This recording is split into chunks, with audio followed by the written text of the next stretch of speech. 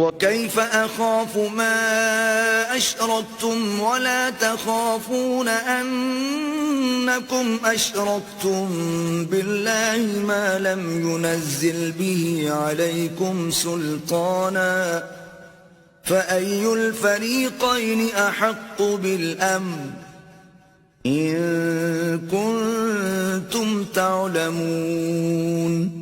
بھلا میں ان چیزوں سے جن کو تم اللہ کا شریک بناتے ہو کیوں کر ڈروں، جبکہ تم اس سے نہیں ڈرتے کہ اللہ کے ساتھ شریک بناتے ہو جس کی اس نے کوئی سند نازل نہیں کی۔ اب دونوں فریق میں سے کون سا فریق امن اور جمعیت خاطر کا مستحق ہے؟